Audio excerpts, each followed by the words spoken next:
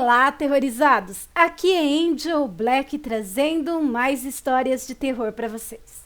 Antes de prosseguir aqui com o vídeo, como eu faço sempre, quero pedir para você aí que não conhece o meu trabalho, não conhece o canal, que considere assistir o vídeo. E se gostar, se inscreva no canal, deixa aquele gostei, compartilhe o vídeo com mais pessoas, ativem as notificações do canal tocando o sininho. Aí sempre que eu postar algo novo aqui na plataforma, ó, de pronto você vai ser notificado. E se você não gostar também, não tem problemas, compartilhe com os seus inimigos e de quebra se vingue deles. E agora, né, chega de blá blá blá e vamos às nossas histórias sobrenaturais. Boa tarde. Quando eu tinha 10 anos, nós fomos morar numa fazenda de arroz em São José dos Campos. Nós fomos na frente e o meu pai ficou aqui em São Paulo para terminar o contrato. Fomos eu, minha mãe e 2 irmãos pequenos. À noite fomos dormir. Nós levamos 3 cachorros, um de grande porte e 2 menores. Nessa noite, um primo meu foi dormir lá com a gente. Ele morava na fazenda vizinha. À noite começou um barulho de bater as orelhas e rosnados. Nossos cachorros eram jogados nas paredes e choravam. Meu primo, a minha mãe chamava ele, mas ele nem um pio dava lá da sala. Isso ficou um bom tempo e nós morrendo de medo. Quando foi de manhã, ao olhar do lado de fora, tinha arranhados na parede e uma espécie de vômito amarelo no chão. Aí ouvimos falar que lá tinha lobisomem e que o dono da fazenda fazia tocaia, mas nunca pegaram ninguém. Hoje eu tenho 77 anos e não esqueço. E tenho relatos de assombrações também, que minha mãe e parentes viram. Eita! Vidinha agitada com o sobrenatural, não, amigo? Esse relato foi enviado anonimamente para o grupo Casos de Lobisomem do nosso amigo César, que também tem um canal aqui na plataforma, o canal Fronteiras, um canal muito bom por sinal. Vamos falar aqui desse relato. Eu também conheço um caso, esse aqui foi ouvido com esses ouvidinhos aqui que a terra há de comer. Que lá para as bandas onde eu morava quando era pequena, as casas assim, depois desse bafafá de cães, arranhões nas paredes, ditos que eu também já vi arranhões de lobisomens, não vi o dito cujo, mas já vi as marcas que ele deixa. Ainda bem que eu não vi ele, já vi outras criaturas sobrenaturais, mas lobisomens não. Voltando aqui, uma vez eu ouvi minha mãe comentando que o lobisomem tinha arranhado a parede e tinha feito xixi. E sempre que os cães estavam loucos, latindo algum canto de casa, isso em zona rural, é porque o lobisomem, quando tem uma mulher, digamos, recém-parida, amamentando, e eles passam e não conseguem pegar o bebê, eles mijam na casa ou nos portões para deixar marcado ali, né, para ele voltar. Bom, isso é segundo falavam. E uma vez eu também vi um vizinho jogando água sanitária, gasolina, um monte de coisa para tirar o fedor. Que diz que o dito lobisomem, além de tentar entrar na casa dele, a janela do homem estava toda arranhada e um fedor de amônia tipo um xixi curtido há muito tempo, mais ou menos isso, um xixi fedorento mesmo. E ele estava tentando tirar o cheiro, jogou gasolina, jogou um monte de coisa, porque ele ficou com medo do lobisomem voltar. E são muitas histórias parecidas por esse interiorzão de meu Deus. Qualquer dia, no mês de abril, agora que eu vou me programar, vou fazer uma live aqui só pra gente falar sobre isso. Aguardem. E agora vamos para a próxima história de hoje. Deixem aí suas opiniões nos comentários. O que vocês acham desses sinais de lobisomens? Próximo relato. O meu relato não é algo recente, já tem uns anos, mas não esqueço nenhum detalhe. Acho que quem presencia algo dessa natureza não esquece fácil. Pois bem, estava com uma das minhas irmãs assistindo TV, assistindo o filme O Guarda-Costas, e já era bem tarde, passava da meia-noite. Entre uma cena e outra, ouvimos muitos latidos vindo de longe, de outras ruas. Mas até aí tudo bem. Moramos no interior de Pernambuco, mas deixa eu frisar uma coisa aqui. Apesar de ser interior e ter sítios por aqui, não moramos em sítio. Até temos um, mas moramos na parte urbana da cidade.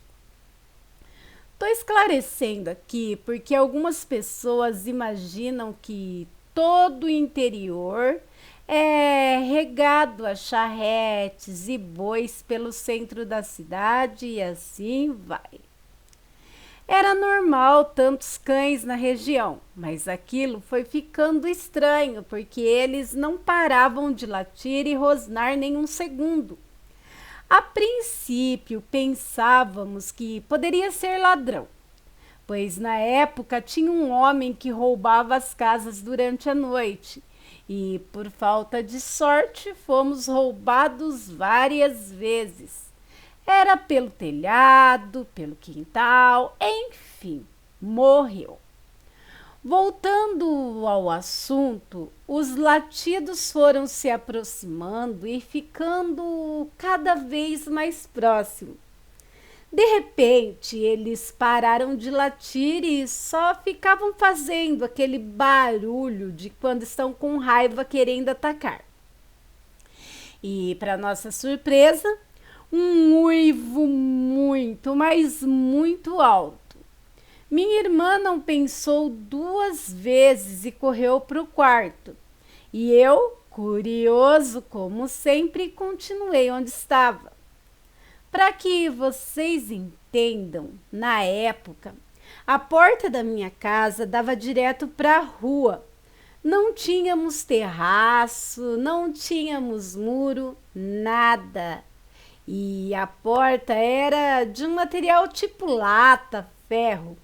E como ficava direto para a rua, por conta da chuva, enferrujou na parte de baixo, fazendo um buraco. Não muito grande, mas era um buraco.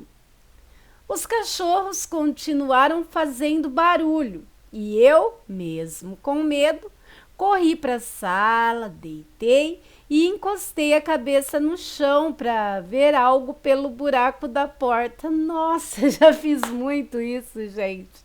Olhava para um lado e já tinham muitos cachorros parados, olhando para outra direção da rua. E mais cachorros se aproximavam. Comecei a ouvir umas pisadas mais firmes vinda da outra direção. Pararam de latir e só rosnavam. Quando virei a cabeça para o outro lado, vi um cachorro enorme, bem maior que todos os outros. E, na verdade, ele mais parecia um macaco. Mas lógico que não era, pela posição em que ele ficou parado, lembrava muito. Focinho comprido e bastante peludo.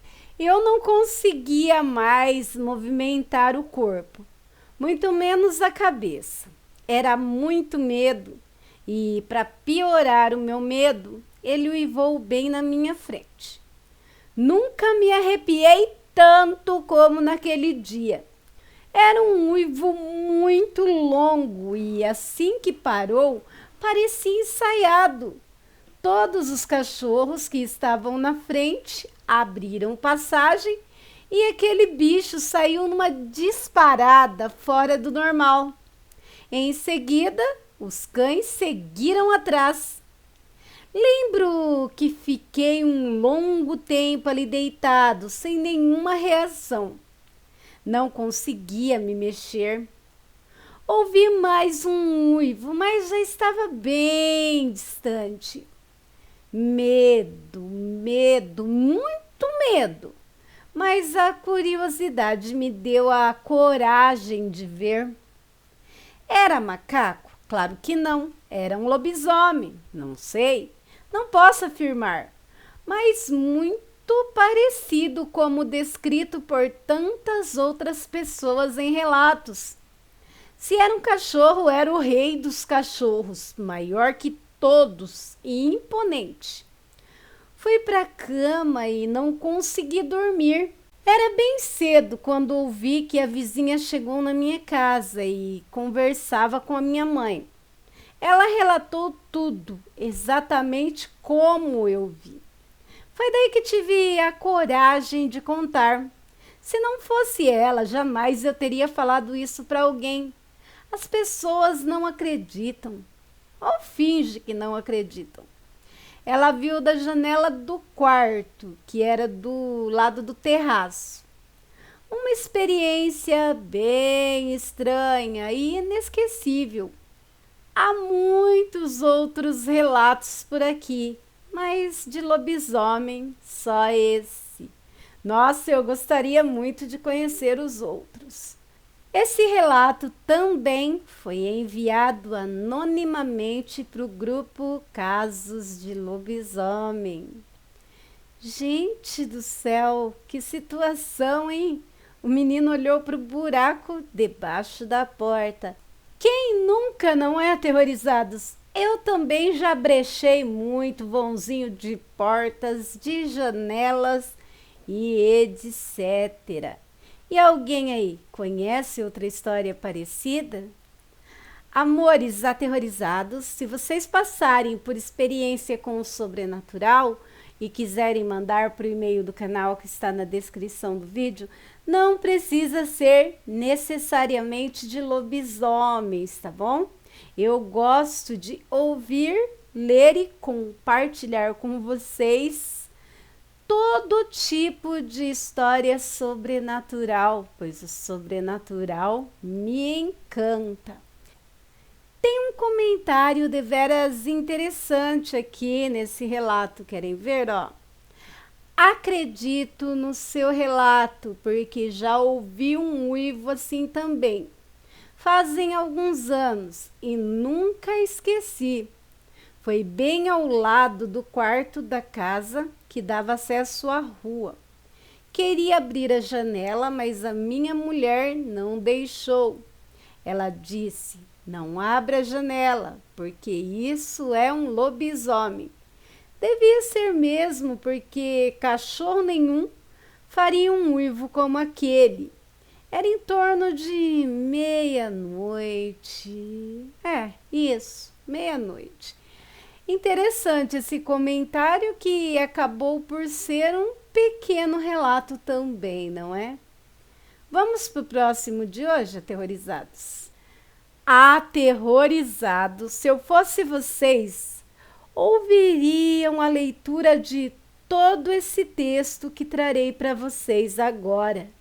E garanto que vocês nunca mais vão enxergar a história ou o filme Drácula de Bram Stoker do mesmo jeito. Você terá algumas visões diferenciadas sobre o assunto. Então, fique até o final e deixe aí seu comentário, combinado? Bora lá! De acordo com Dacre Stoker, sobrinho bisneto de Bram Stoker, e os manuscritos originais do escritor, a história de Drácula poderia ter sido inspirada, ouçam bem, em eventos vividos pela própria família. No seu livro Drácula, de 2018, coescrito com J.D. Becker, apresenta-se a teoria de que Bram Stoker, sendo uma criança doente, foi cuidada por uma mulher misteriosa chamada Ellen Krohn, que lhe forneceu, pasmem, o seu próprio sangue, de uma forma estranha, melhorando a sua saúde drasticamente. Anos mais tarde, Bram e a sua família descobriram que essa mulher não envelhecia e que estava ligada a um ser sinistro, a quem chamavam o Morto. Dacre Stoker afirmou que o romance Drácula se baseia em notas inéditas do seu antepassado e que Bram Stoker não tinha inicialmente pensado titular a sua obra como Drácula, mas sim El Não Morto, de onde ele também disse que muitos elementos sobrenaturais do romance podem ter surgido de experiências pessoais de Stoker, não apenas das lendas de Vlad o Empalador e do folclore da Europa Oriental. Prestem atenção agora, olha. Os Segredos de Bram Stoker, a história real por detrás do Drácula, por Marcial G. Elixir do Medo. Bram Stoker nasceu no ano de 1847 em Dublin, Irlanda. E desde seu primeiro suspiro, a morte pareceu assombrá-lo. Era uma criança fraca, doente, incapaz de andar até os 7 anos. A mãe dele, Charlotte Stoker, embrulhou-o em cobertores desesperada para impedi-lo de desaparecer diante dos seus olhos. Foi quando Ellen Krohn, a ama, chegou. Era uma mulher estranha, de aparência etérea, com uma pele tão pálida que quase parecia translúcida. Seu cabelo escuro caía sobre seus ombros e o seu olhar profundo e enigmático inquietava quem a observava por muito tempo. Não falava muito, mas em sua presença a casa adquiriu um silêncio quase sobrenatural. O milagre. A família Stoker nunca entendeu como isso aconteceu, mas com Ellie em casa, Bram começou a melhorar. De uma criança frágil e condenada, tornou-se um jovem forte com uma energia incomum.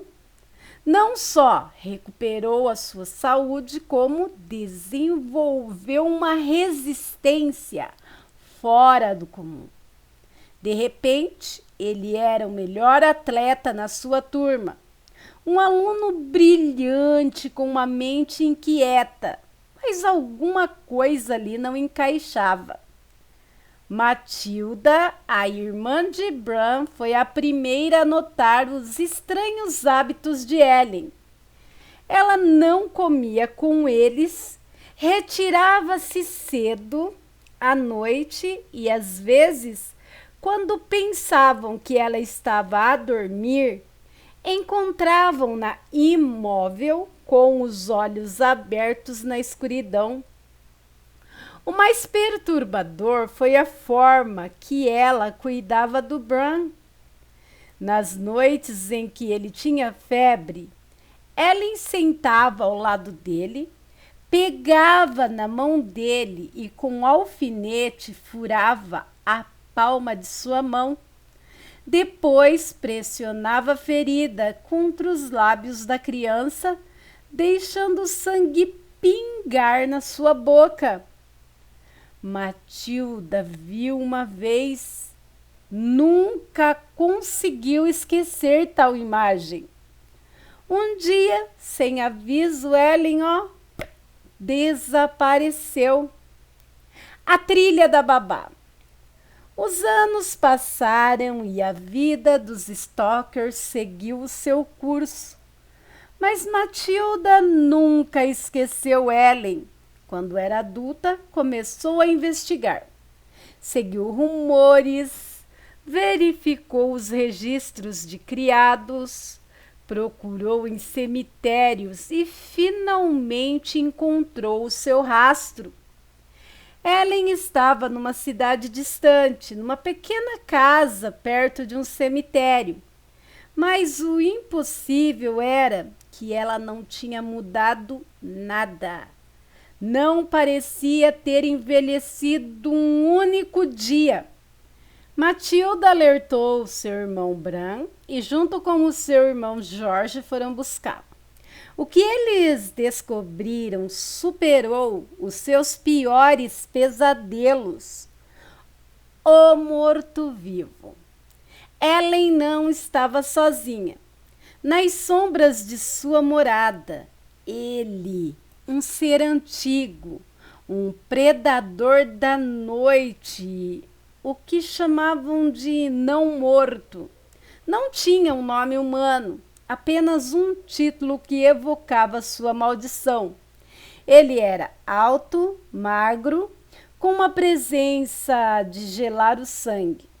Seus olhos vermelhos brilhavam na escuridão e a sua boca escondia presas que tinham provado o sangue de muitos. Os Stalkers não estavam preparados para enfrentá-lo. O monstro atacou-os e a cunhada Florence foi sua vítima. Ela mudou nessa noite. Tornou-se algo mais, uma criatura como ele. O pânico tomou conta dos irmãos, mas no último momento Ellen intercedeu. Ajoelhou-se perante o monstro e com a voz tremida fez-lhe uma oferta. Deixe-os viver e eu sempre serei sua. O ser sorriu, o ser aceitou. Bran, Jorge e Matilda fugiram, deixando Ellen e Florence para trás, marcados para sempre pela verdade que o mundo desconhecia. O aviso para o mundo. A partir dessa noite, Bram Stoker soube que tinha uma missão. O horror que ele tinha testemunhado deveria ser contado, mas não como uma história real. Ninguém acreditaria. Ele então disfarçou o relato em ficção. Pegou detalhes de histórias históricas sobre Vlad, o Empalador, e o folclore romeno, e escreveu Drácula. O livro foi o seu aviso para o mundo. Mas e se não fosse apenas uma ficção? O que aconteceu realmente a Ellen e a Florence? Talvez em algum canto da noite o morto-vivo ainda esteja à espreita, esperando que outra pessoa descubra o seu segredo.